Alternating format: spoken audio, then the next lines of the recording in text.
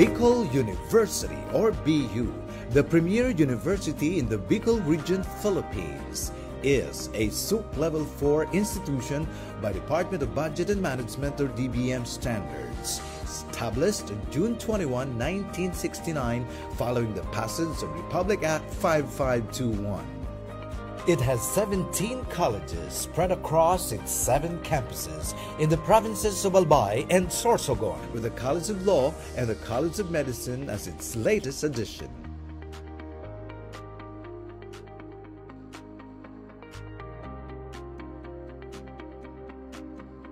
And recently, the Doctor of Dental Medicine and Doctor of Veterinary Medicine.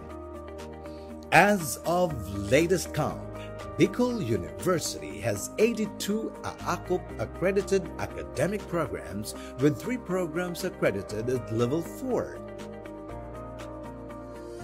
It is also a Level 3 accredited institution whose reputation as the premier university in the Bicol region is rooted in its consistent top-level performance in various licensure examinations, becoming recognized as top-performing school in accountancy, social work, midwifery, nursing, education, engineering.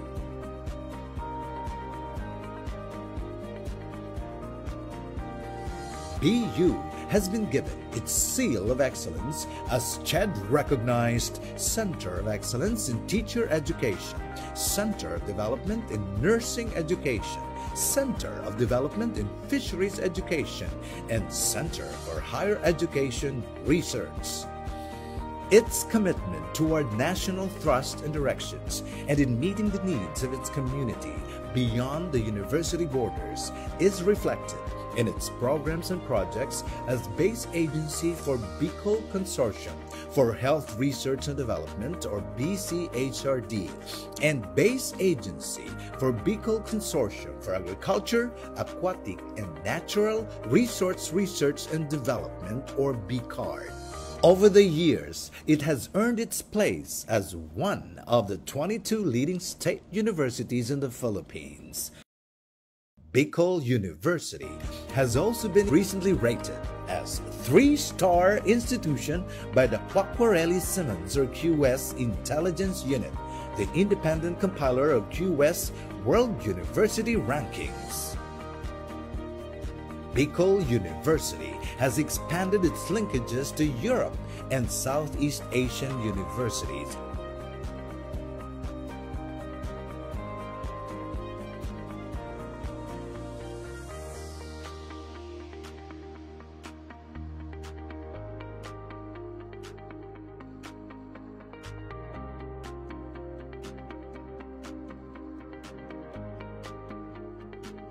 This is Bicol University.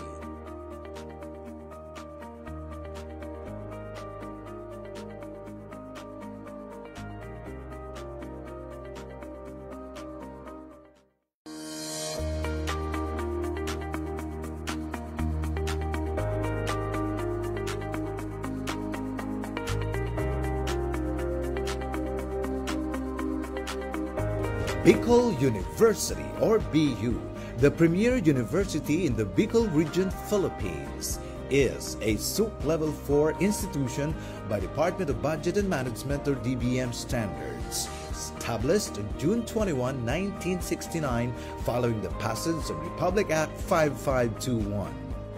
It has 17 colleges spread across its 7 campuses in the provinces of Albay and Sorsogon, with the College of Law and the College of Medicine as its latest addition.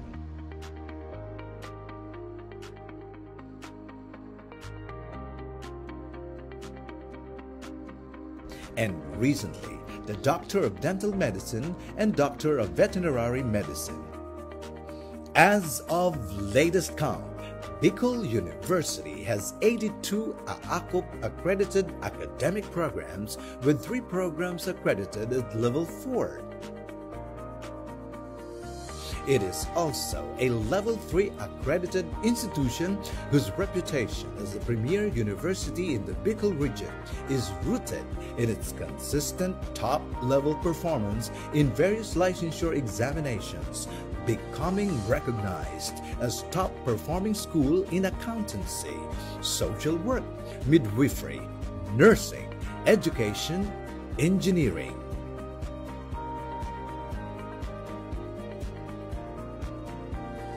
BU has been given its seal of excellence as CHED-recognized Center of Excellence in Teacher Education, Center of Development in Nursing Education, Center of Development in Fisheries Education, and Center for Higher Education Research.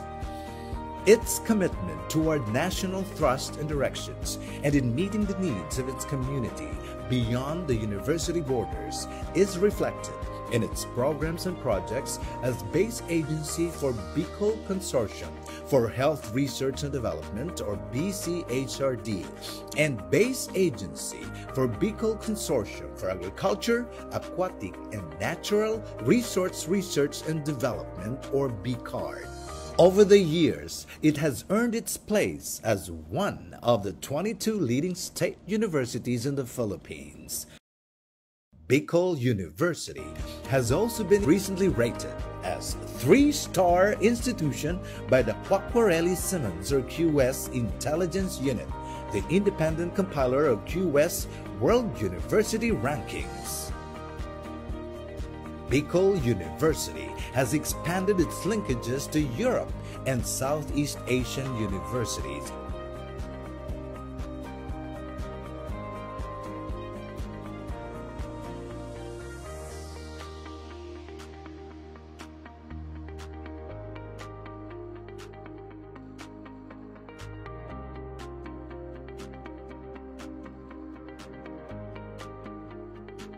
This is Bicol University.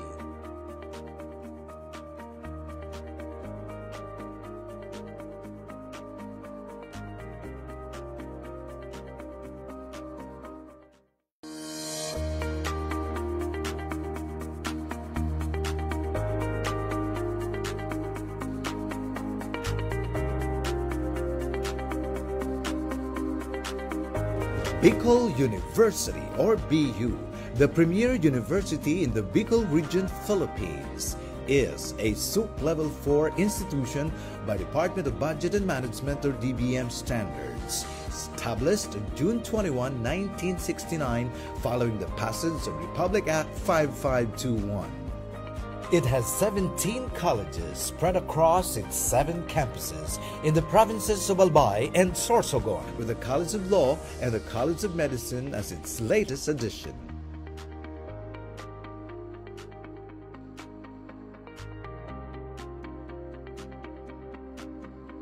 And recently, the Doctor of Dental Medicine and Doctor of Veterinary Medicine.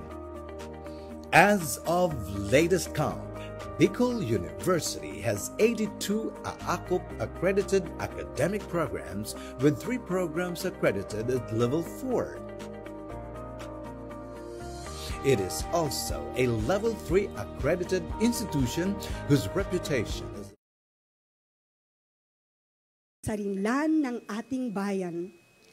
Upang formal nating simulan ang ating programa, tayo po ay tumahimik at ihandog ang sandaling ito sa ating Panginoon. Magsitayo po tayo. Inaanyayahan po natin si Dr. Reyna O. Habalo, punong tagapamahala ng tanggapan ng Pangulo para sa pamamahala para sa ating panalangin.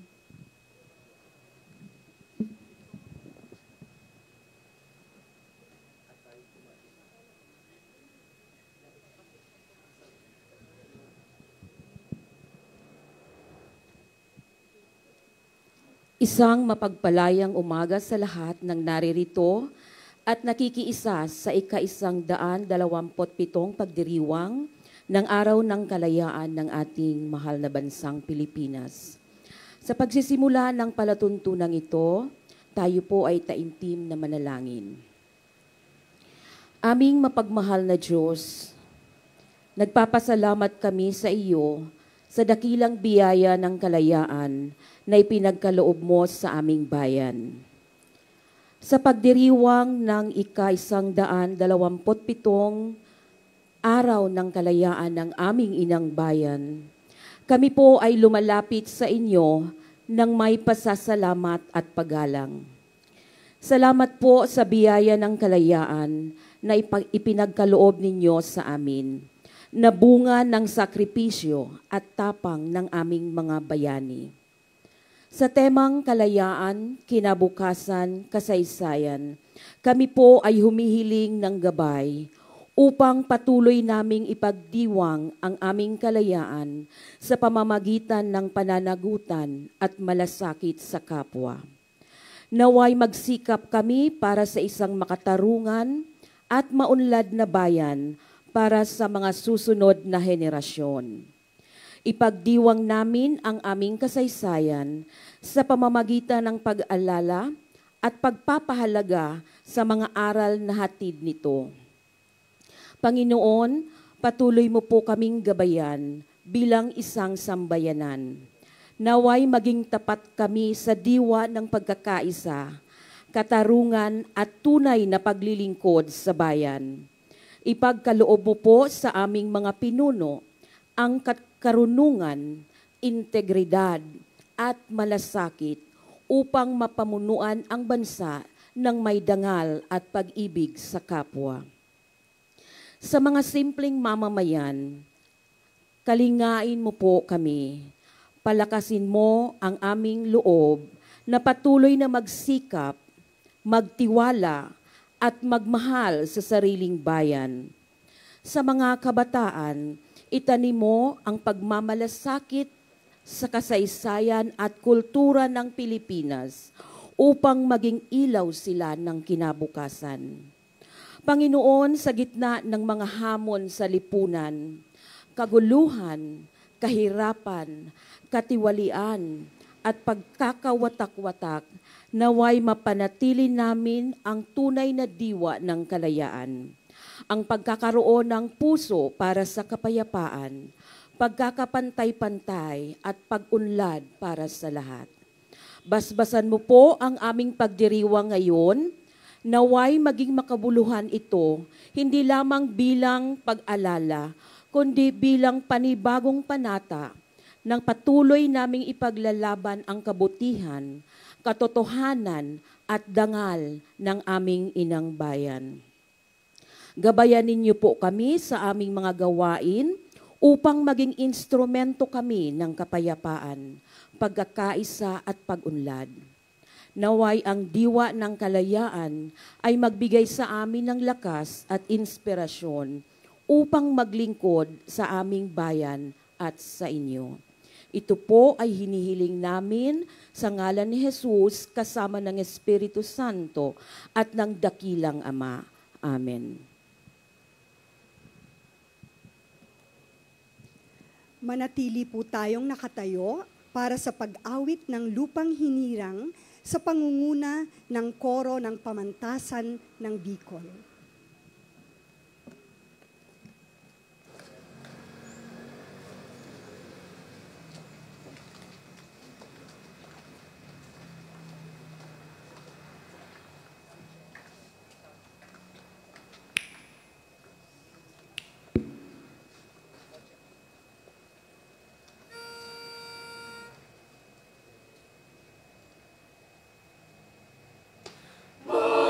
Magiliw, pwes na silanganan, alam ng puso, sa dibdib mo'y buhay. Lupang hinirang, luyan ka ng magiting, sa manlulupi, di ka pasisip. Sa dagat at bundok, sa simoy, sa langit mong bughaw, may nilagang tula at awit sa paglayang minamahal. Ang kisap ng watawat mo'y tagumpay na nagniningning, ang bituin at araw niyang kailan ang may di magdidilim. Lupa ng araw ng buwan, ating pagsinta, buhay ay langit sa piling mo. Sa piling mo, aming ligaya na pa, may mga api ang mamatay ng dahil sa'yo.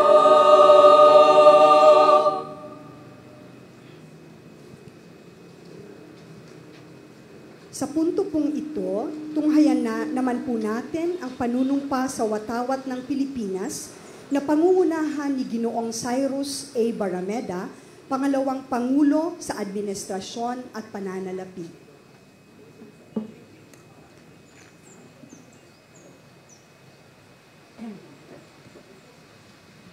Itaas po ang kanang kamay at sabay-sabay natin bigkasin ang panunumpa sa watawat ng Pilipinas. Ako ay Pilipino, buong katapatan nanunumpa sa watawat ng Pilipinas at sa bansang kanyang sinasagisat na may dangal, katarungan at kalayaan na pinakikilos ng sambayan ng makadiyos, makatao, makakalikasan at makabansa.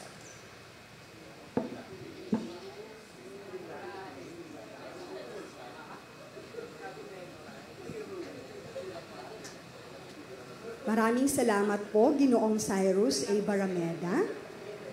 Magsiupo na po tayong lahat. Upang lalong maging makulay ang ating pagbubukas at selebrasyon, narito ang pambungad na presentasyon mula sa Marcha Banda ng Pamantasan ng Bicol.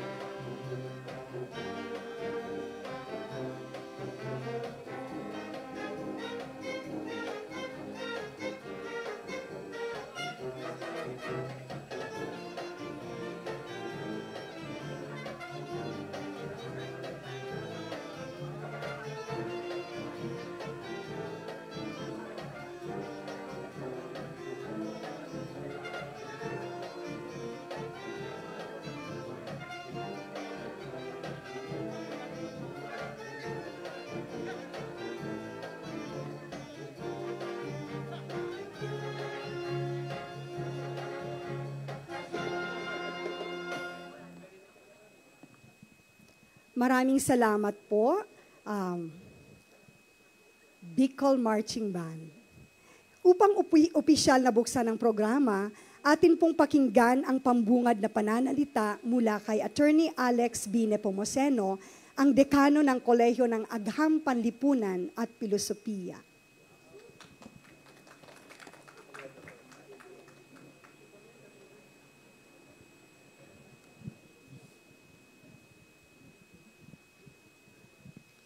Marami pong salamat, Ginang Nani Perez, ang ating minamahal na pinuno sa Departamento ng Sosyolohiya ng College of Social Sciences and Philosophy.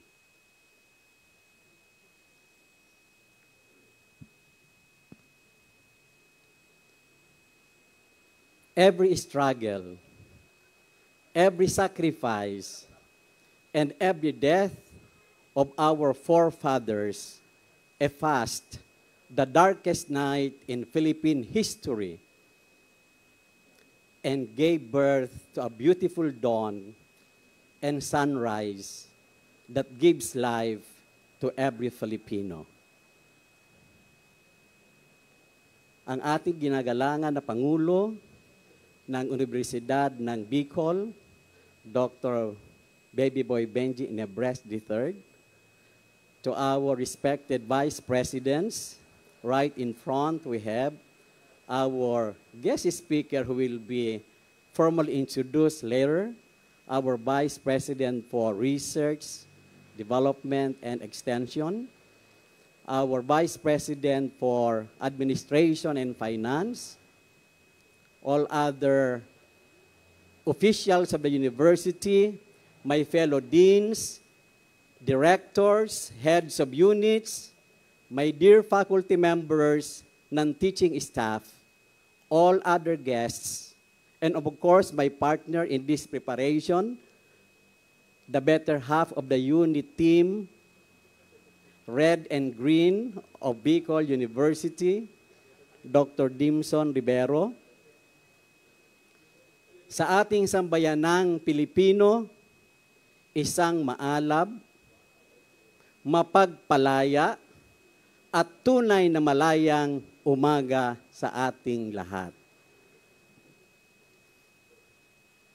Today, June 12, exactly 127 years ago, our forefathers gave their lives.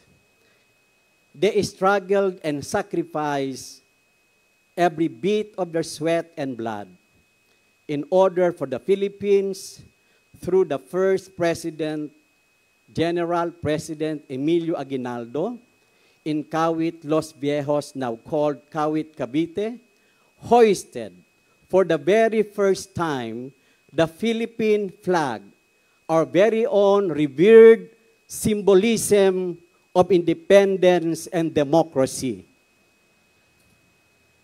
that gave birth to a mixed feelings of joy, of victory, of triumph, of pride and honor to every Filipino to be called as Filipino people, a body politic thriving with pride and honor and with promised development to the Las Islas Pilipinas, the pearl of the Orient, our very beloved Philippines.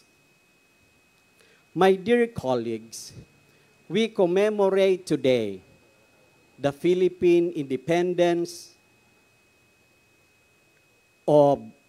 in 1898. But the question is, shall we settle ourselves only in commemorating the struggles and the sacrifices of the past? Or shall we celebrate the affirmation of the reaping of the fruits of the blessings of independence and democracy that were vested to the Filipinos right after the proclamation of Philippine independence and up to our present generations, which we shall labor so much for us to transmit inclusive growth and development under the blessings of independence and democracy to our fellow Filipinos. This must be a celebration, not just a commemoration of the struggles in the past, but a celebration of the genuine liberation, where every Filipino can proudly say that by my conscientious decision, I exert action.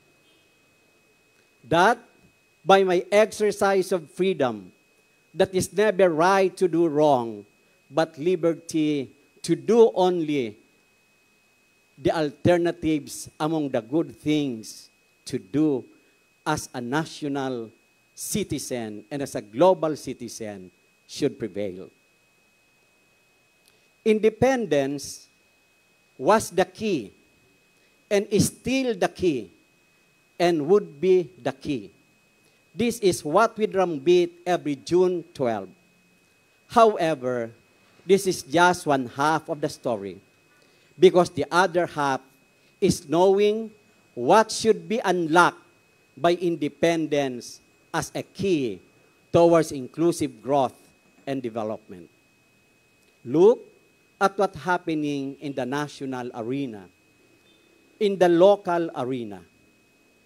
Can we say, when we turn around, that our Las Islas Filipinas, the pearl of the Orient Seas, are now reaping the fruits of Independence Day as we compare our stature and position among the neighboring countries in the South Asia and much more in the whole world?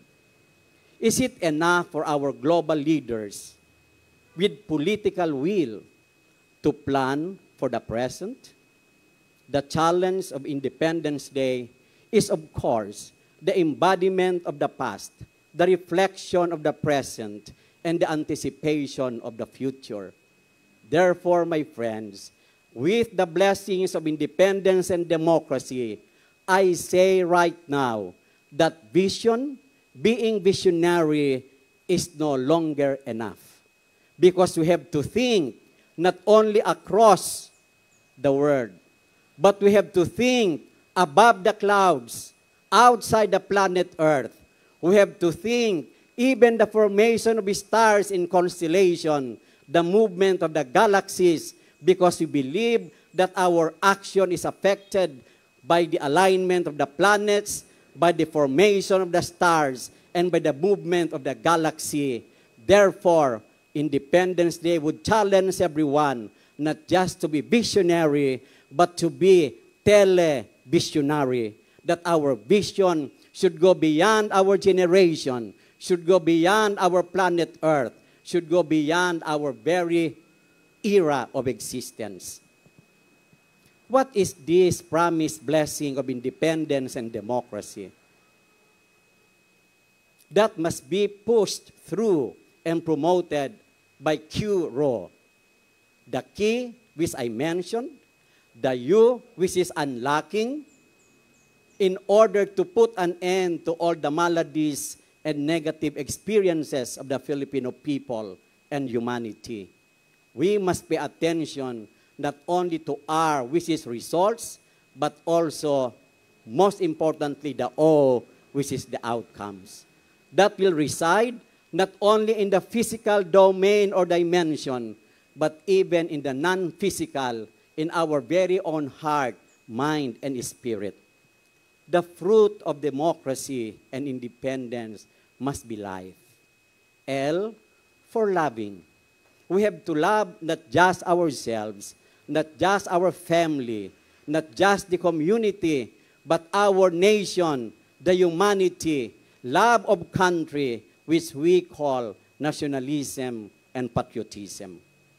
I, not just independence, but interdependence, because every action and results are forged by collective action we call collaboration. It's high time for the Filipino people to collaborate within the ambit of the philosophy of the unity of feelings.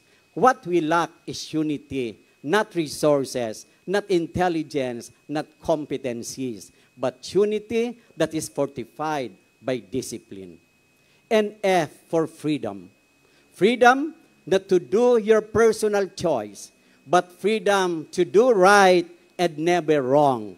It is freedom which is arising from the fountain of free will that is God-given, that is only a choice to do the action among the alternative goods. There's no option for doing bad.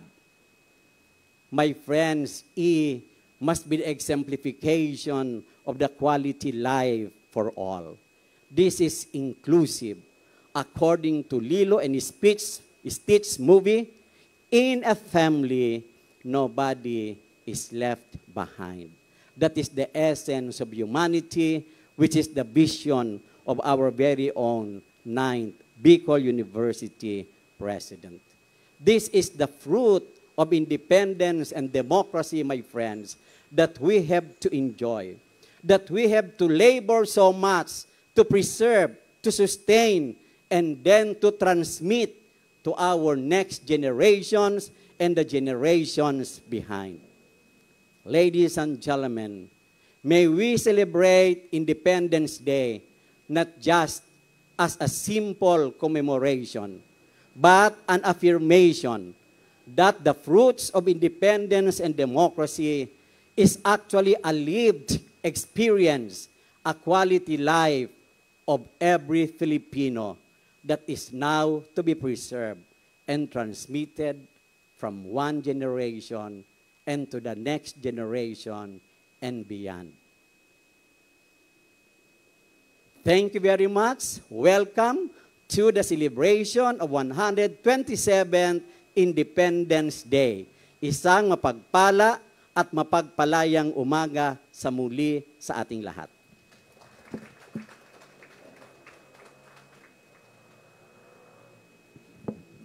Maraming salamat po sa aming pinagpipitagang dekano ng CSSP, Dekano Alex, sa iyong mapanghamon at makasaysayang mensahe. Maraming salamat, Attorney Alex.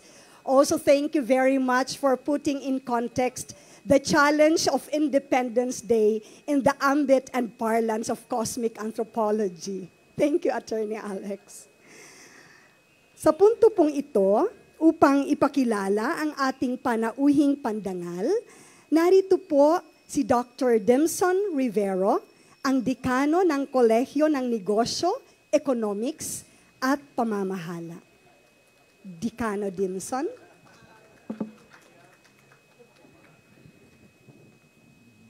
Maraming salamat po. Isang mapagpunyagi at mapagpalang umaga po sa inyong lahat.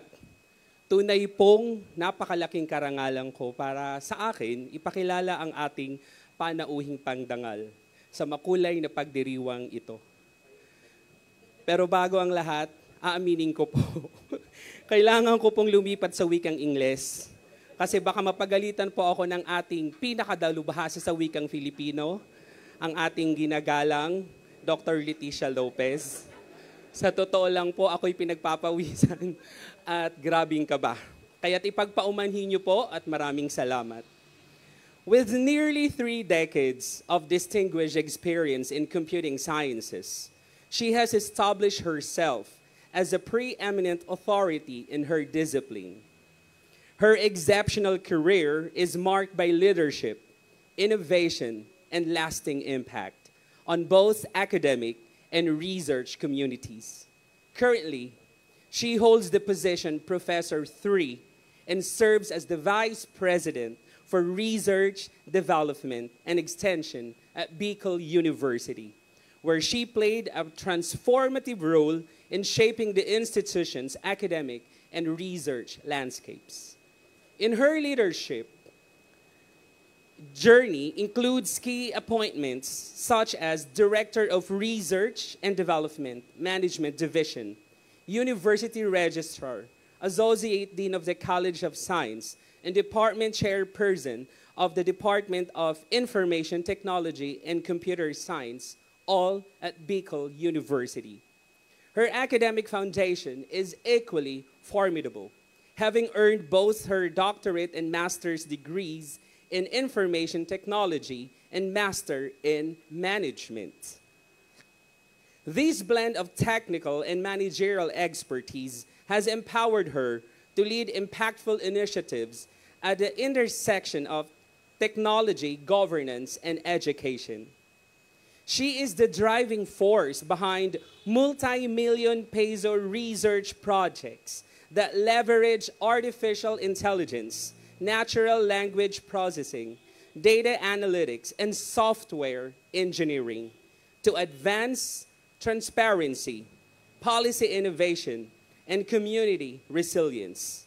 Notably, she leads the 1.6 million peso project on advancing freedom of information in the Philippines, developing a comprehensive FOI dashboard and micro-credential program to foster data-driven advocacy and reform.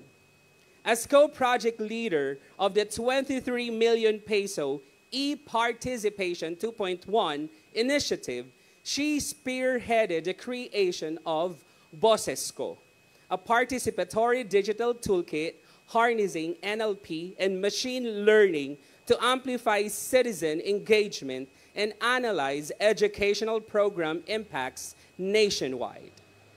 Her research extends to disaster reduction, where she has helped build safer, more resilient communities by integrating data analytics and citizen participation into disaster management strategies.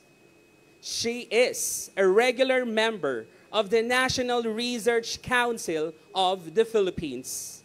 Her prolific scholarly output includes over 30 publications indexed in Scopus, covering cutting-edge topics such as machine learning for education, policy and governance, sentiment analysis, digital participation, and disaster resilience. Her work has earned Best Paper and Best Presenter awards at the major conferences, underscoring her reputation for research, excellence, and innovation. A sought-after speaker and recognized thought leader, she combines deep technical acumen with passion for public service. Her visionary leadership and groundbreaking research continue to set benchmarks in computing sciences, digital governance, and community empowerment, making her an exceptional resource person for any academic, policy, or technology-driven endeavor. Thus, her education and dedication to research, public service, and academic excellence is nothing short of inspiring. Prepare to be truly inspired, challenged, and engaged, because it is my great honor to introduce someone who is not just a leader and innovator, but a genuine trailblazer whose pioneering work is reshaping the future of technology, governance, and education in the Philippines and beyond. Ladies and gentlemen, please join me in welcoming the remarkable Dr. Lani Laguna Maceda.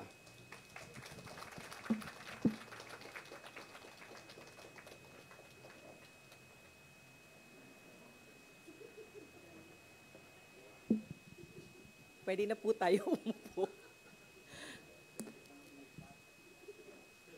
Mas lalo po akong kinabahan sa kanyang introduction. Magandang umaga po sa inyong lahat. Sa ating Pangulo ng Bicol University, Dr. Baby Boy Benjamin D. Nebres III, sa ating mga pangalawang Pangulo, Dr. Maria Julieta Bores, Professor Sonny Ramos, at Mr. Cyrus Barameda. Sa lahat ng mga dekano at direktor, mga pinuno ng mga opisina, at aming mga katuwang nakawani, mga bisita, aking mga minamahal na kasamahan sa Bicol University. Isang maganda at maalab na umaga sa inyong lahat. Ngayon ay nagkakatipon-tipon tayo upang ipagdiwang ang isang napakahalagang okasyon sa kasaysayan ng ating bansa, ang Araw ng Kalayaan.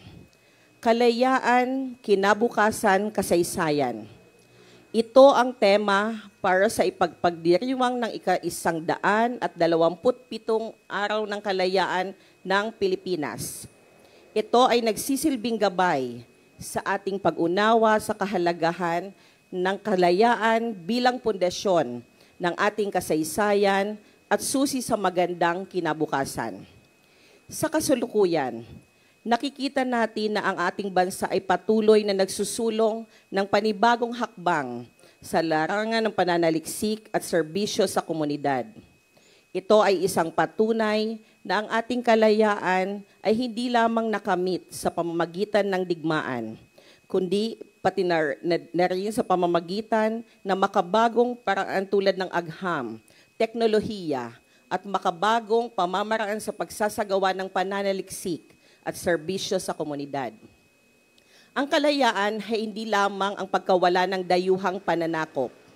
Ang tunay na kalayaan ay nasusukat sa kakayahan ng isang bayan na umunlad gamit ang sarili nating talino, teknolohiya at likas yaman.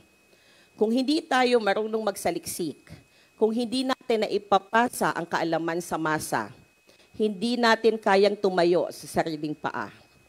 Ayon sa Philippine Statistics Authority 2023, umabot sa 15.7 bilyon ang ginastos ng bansa sa research and development. Gayunman, ito ay may mababa sa 1% ng GDP. Ayon sa international standard, ang ideal ay 1% o higit pa ng GDP para sa pananaliksik at inobasyon. Sa larangan ng pananaliksik, nakikita natin ang malaking papel nito sa pag-unlad ng bansa. Sa pamamagitan ng lokal na pananaliksik, napapalawak natin ang ating kaalaman sa mga isyong pang-ekonomiya, pang-agrikultura, pangkalusugan at pangkapaligiran. Halimbawa, maraming universidad at institusyon ang nagsusulong ng mga proyekto na nakatuon sa pagpapaunlad ng ating mga likas na yaman at pagtugon sa mga suliranin ng ating mga kababayan. Dagdag pa dyan, ang kalayaan, kasaysayan at kinabukasan ng Pilipinas ay may malalim na ugnayan sa paraan ng ating pakikibahagi sa digital na mundo. Sa kasaysayan, ang Pilipinas ay nakipaglaban para sa kalayaan mula sa kolonyal na pananakop na nagbigay diin sa kahalagahan ng kalayaan bilang pundasyon ng ating pagkakakilanlan bilang isang bansa. Sa kasalukuyan, ang digital na presensya ng Pilipinas ay nagpapalawak ng ating boses sa buong mundo. Nagbibigay daan sa pagpapalitan ng kultura, impormasyon at opinyon na nagtataguyod sa ating kasaysayan at identidad.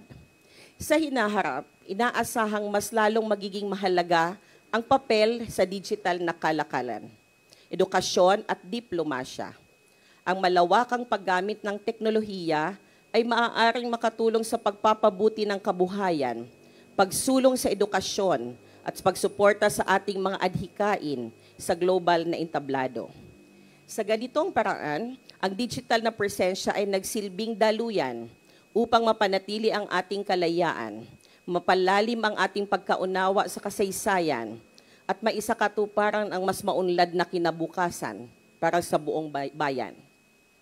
Tulad ng pakikibaka para sa kalayaan na nakatuon sa paglutas ng mga sosyal na hindi pagkakapantay-pantay, ang teknolohiya ay maaaring maging makapangyarihang kasangkapan sa pagtugon sa mga kasalukuyang issue tulad ng kahirapan, akses sa pangangalagang pangkalusugan, at pagtugon sa mga sakuna.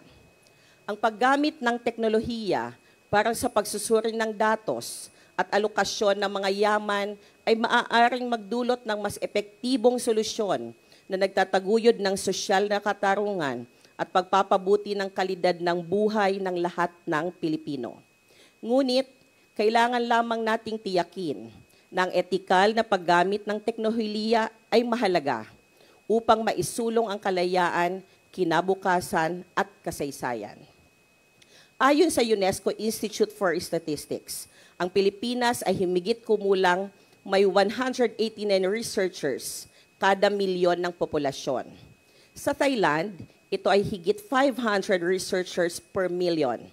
At sa South Korea, halos 7,000. Malinaw na kailangan nating dagdagan ang suporta sa ating mga siyentipiko at inventor para mapanatili ang ating kompetisyon at kalayaan sa larangan ng teknolohiya. Samantala, ang extension services o serbisyo sa komunidad naman ay nagsisilbing tulay sa pagitan ng siyensya at ng ating mga komunidad. Dito, naipapasa ang mga makabagong kaalaman at teknolohiya upang mapabuti ang kabuhayan at kalidad ng buhay ng ating mga kababayan. Lalong-lalo na sa mga liblib na bahagi ng bansa. Sa ganitong paraan na ipamamalas natin ang kalayaan ay may tunay na halaga kapag ito ay nagsisilbi sa kapakanan ng lahat. Ayon sa ulat ng PSA Mimaropa 2022, 273 barangay ang nakatanggap ng serbisyo sa komunidad mula sa LGUs.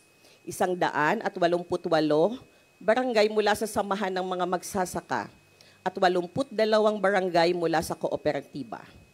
Ngunit sa isang bansang may mahigit 42,000 barangays, malinaw na marami pang hindi naaabot ng serbisyo sa komunidad. Ang tunay na pambansang kalayaan ay nangangailangan ng sapat na pagkain na bunga ng makaagham na agrikultura, inobasyon, at infrastrukturang likha ng sariling mga isip at mamamayang may akses sa edukasyon at kaalaman sa bawat sulok ng bansa. Bilang isang bansa na patuloy na nagsusulong ng kalayaan, kinabukasan at kasaysayan, mahalaga ang magkaisa tayo sa pagtutulungan. Tayo ay may responsibilidad na pangalagaan ang ating kalayaan, itaguyod ang ating kasaysayan, at gawing mas makabago ang ating kinabukasan sa pamamagitan ng makabagong pananaliksik at serbisyo sa komunidad gamit ang teknolohiya. Sa aking mga minamahal na kasamahan, ang kalayaan ay hindi lamang ipinaglalaban sa lansangan. Ito ay isinusulong sa laboratorio, sa bukirin, sa paaralan at mga komunidad. Kung nais nating mapanatili ang ating kalayaan, kailangan nating palakasin ang pananaliksik, serbisyo sa komunidad, teknolohiya at edukasyon. Ikinagagalak nating makita na patuloy na dumarami ang mga guro at kawani ng ating universidad na aktibong nakikilahok sa pananaliksik at serbisyong komunidad. Ang pagtaas ng bilang na ito ay bunga ng mga hakbang na isinasagawa ng universidad kabilang na ang promosyon batay sa Joint Circular at ang mga masinsinang pagpaplano at pagbigay ng mga insentibo para sa ating mga lingkod bayan. Sa harap ng mga positibong pagbabagong ito, higit na tumitindi ang ating tungkulin bilang mga mananaliksik at tagapaghatid ng serbisyo. Ang tiyakin na ang bawat gawain ay may mataas na kalidad at may tunay na ambag sa pag-unlad ng ating mga komunidad. Higit pa rito, tandaan natin ng ating mga ninuno sa nakaraan, kundi patuloy nating isinusulong sa kasalukuyan, sa loob ng laboratorio, sa gitna ng komunidad, at sa malawak na digital na mundo, bilang ambag sa pagbuo ng isang makatarungan, progresibo at makabago nating kinabukasan. Sa ganitong paraan, hindi lang natin iniingatan ang ating kasarinlan, binubuo rin natin ang isang matatag at makabagong hinaharap para sa bawat biyuwenyo at sa lahat ng Pilipino. Maraming salamat po at mabuhay ang pananaliksik, serbisyo sa komunidad, teknolohiya at ang tunay na malayang Pilipinas. Mabuhay ang Pilipinas. Maraming salamat po sa napakamakahulugang pangunahing talumpati, Dr. Lani L. Maceda, naway atin itong pagnilayan at gawa ng hakbang para ating maipagpatuloy ang ating pakikiisa at ang ating makabuluhang pakikilahok para sa ikabubuti hindi lang ng ating pamantasan, kundi ng ating bayan. Thank you also for putting in context the challenge of Independence Day in the ambit of meaningful research, development, and extension. Congratulations and maraming salamat po at Dr. Maceda.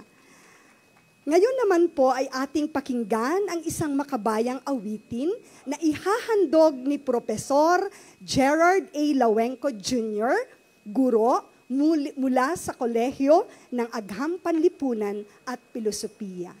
Professor Lawenco.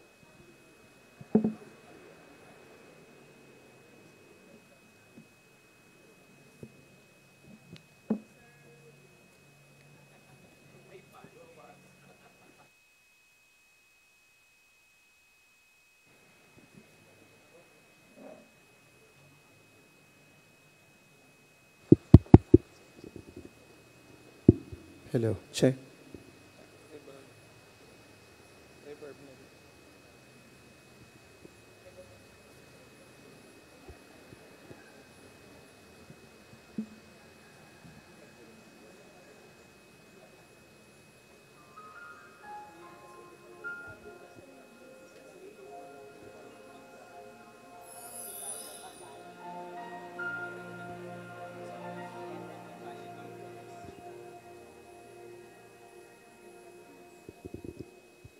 Dakilang lahi, nasa iyong tangi, pag-ibig kong walang hanggan.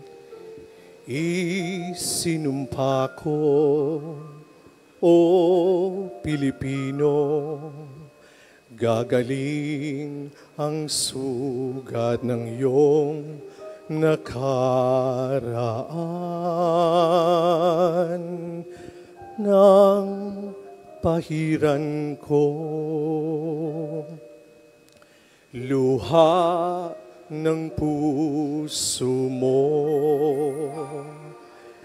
ay natayo muli ang karangalan mo. O ang pag-ibig ko sa'yo walang hanggan. Ikaw ang siyang dalangin ko sa Diyos kailan paman. Kuminang ng iyong bituin at sumikat ng araw. Ang kalayaan mo'y sinisigaw. Ang bukas ay tanging sa'yo nakalaan. Kayumanggi ang kulay mo, dugo't pawis, inalay mo, di ka na maapi. Ngayon o kailanman, pag-ibig ko sa'yo'y walang hanggan.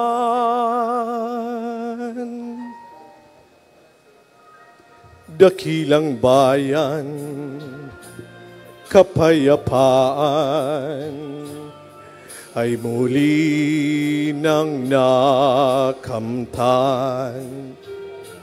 Tulad nung araw, bago inagaw, kalayaan mo ang iyong kayamanan.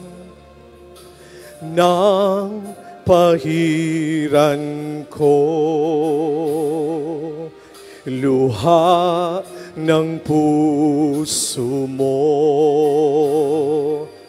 ay natayo muli ang karangalan mo.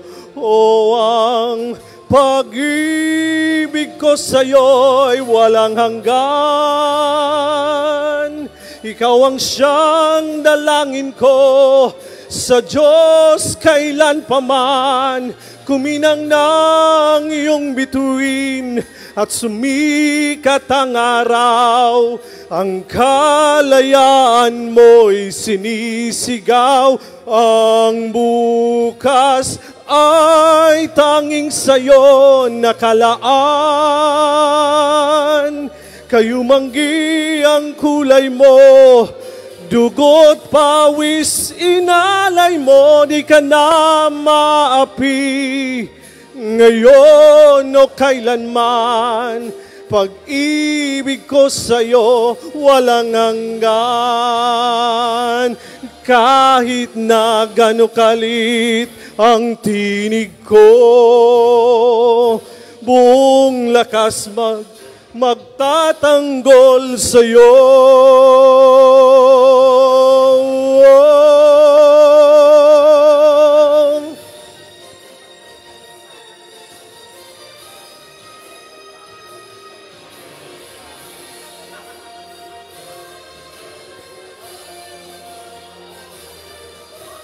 Wow! Wow! Ang bukas ay tanging sa'yo nakalaan. Kayumanggi ang kulay mo, ang buhay ko'y alay sa'yo, di ka na maapi. Ngayon o kailanman, pag-ibig ko sa'yo walang hanggan.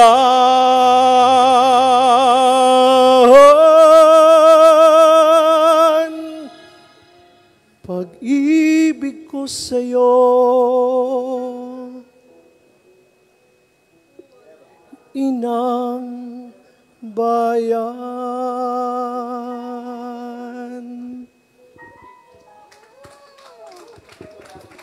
Maraming salamat po, Professor Lawenco, sa napakagandang rendisyon ng kantang Dakilang Lahi. Siya lang naman po ang nag-iisang Florante, Basil Valdez, Nonoy Zuniga at Jed Mandela all rolled into one. Palakpakan po natin si Professor Gerard Lawenco. Okay. Upang bigyang diin ang diwa ng ating pagtitipon, atin pong pakinggan ang mensahe mula sa ating mahal na Pangulo ng Pamantasan ng Bicol, si Dr. Baby Boy Benjamin D. Nebres III, SUC President 4.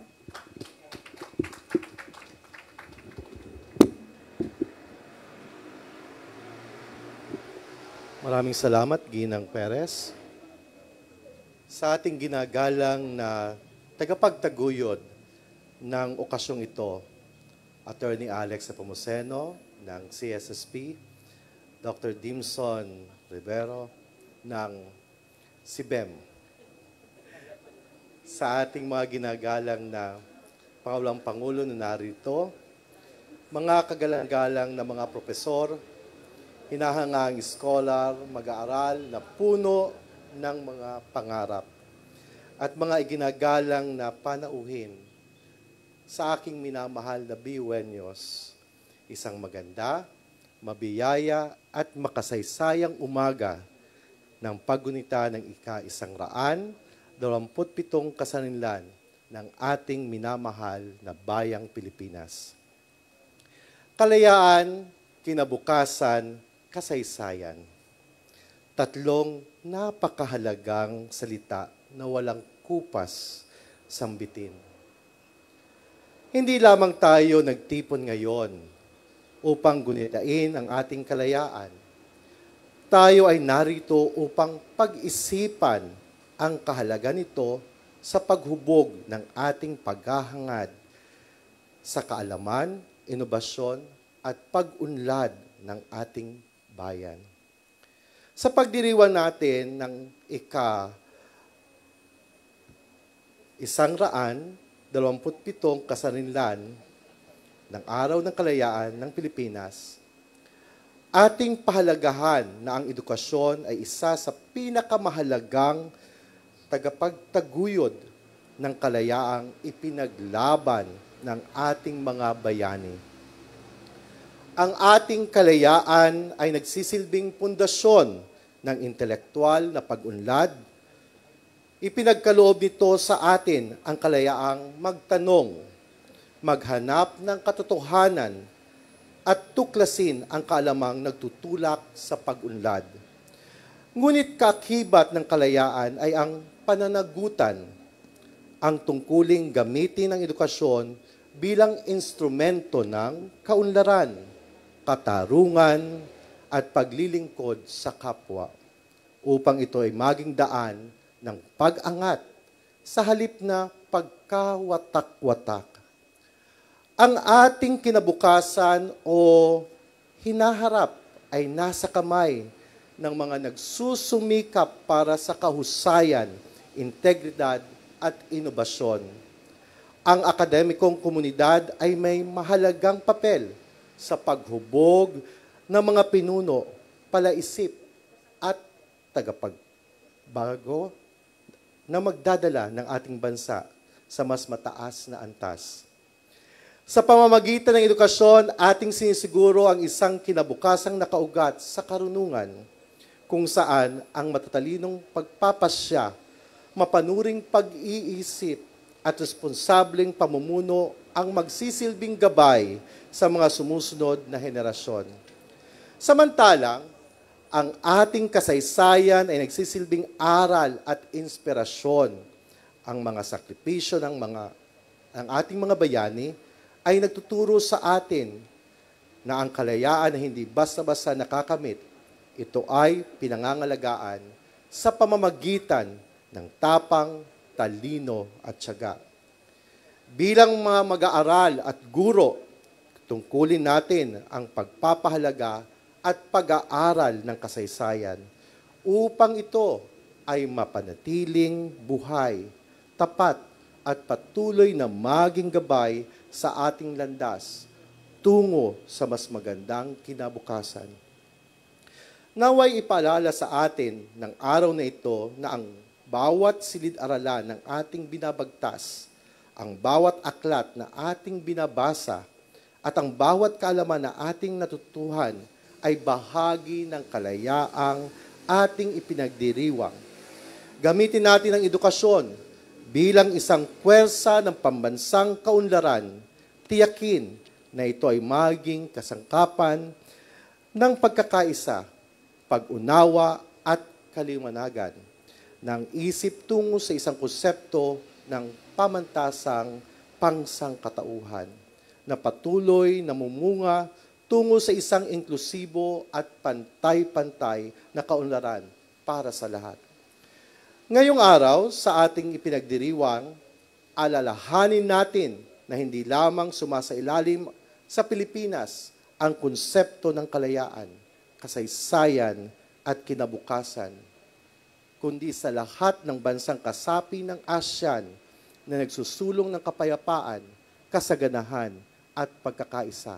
Ito ang ating kinabukasan. Habang ating ginugunita ang mga nagsasakripisyo ng ating mga bayani, ating ding yakapin ang ating pinag-iisang kapalaran kasama ng ating mga kapitbahay sa ASEAN na pinagbuklod ng kasaysayan at isang pangarap ng may mas matibay at may konektadong rehiyon.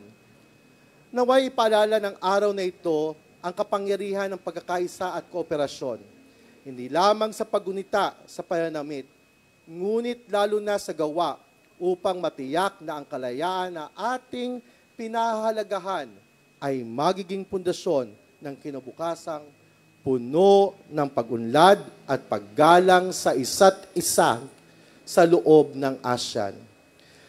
Naway patuloy tayong gabayan ng Diyos sa ating pagtuloy sa pagpupunyagi sa kalayaan ng ating bayan tungo sa masaganang pag-unlad kasama ng ating mga kapitbahay sa ASEAN.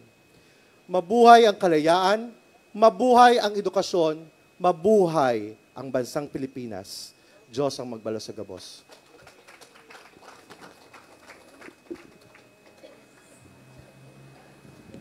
Maraming salamat po sa aming pinagpipitagan at kagalang-galang na Pangulo ng Pamantasan, Dr. Nebres. Your message truly exudes the challenge of interconnectivity, solidarity, and commitment for the betterment of our society.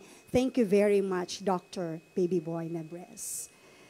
Bilang pagtatapos ng ating programa, atin pong pakinggan ang pag-awit ng tagumpay nating lahat sa pangunguna ng koro ng pamantasan ng Bicol. Susundan po ito ng pagtugtog ng musikang pinamagatang Pilipinas Kong Mahal sa pangunguna ng Marcha Banda ng Pamantasan ng Bicol. Ito rin po ay susundan ng himno ng Pamantasan ng Bicol sa pangunguna rin ng Marcha Banda at koro ng Pamantasan ng Bicol.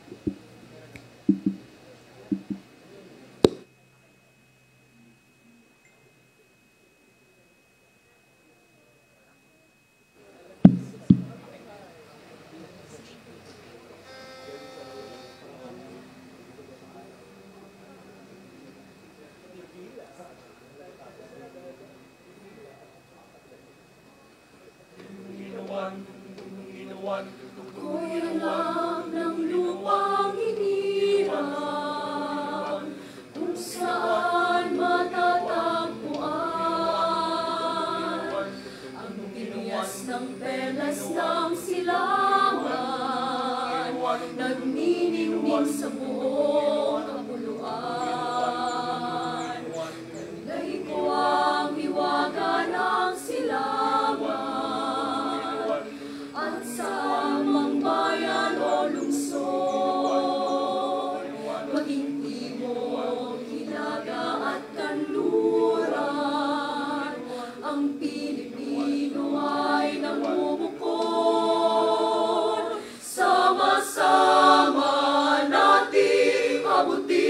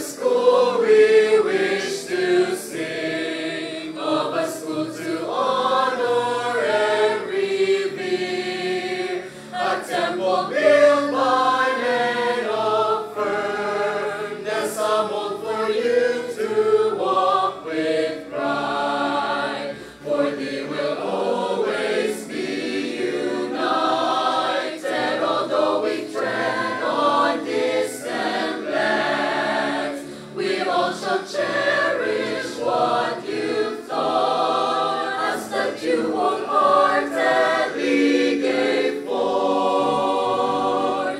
Bicol University, burning torch of wisdom, fount of courage, hope and love, seed of truth and light.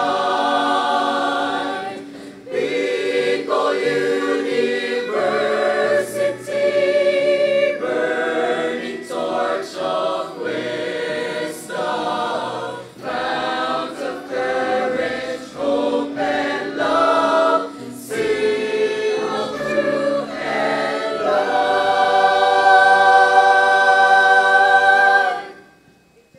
Maraming salamat po sa Marcha Banda at Koro ng Pamantasan ng Bicol. Palakpakan po natin sila. Maraming salamat po. Sa punto pong ito, nagtatapos na po ang ating munting programa. Maraming salamat po sa inyong lahat sa pagdalo at pagtangkilik. Naway patuloy tayong magkaisa at magtulungan para sa matagumpay at mas maliwanag na kinabukasan ng ating bansang Pilipinas at ng ating pinagpipitagang pamantasan ng Bicol.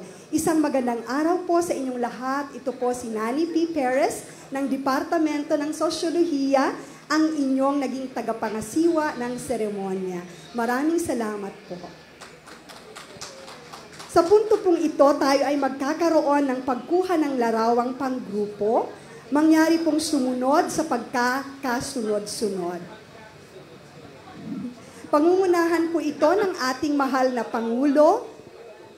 Mga panauhin, may we invite you to please stay here by the stairs together with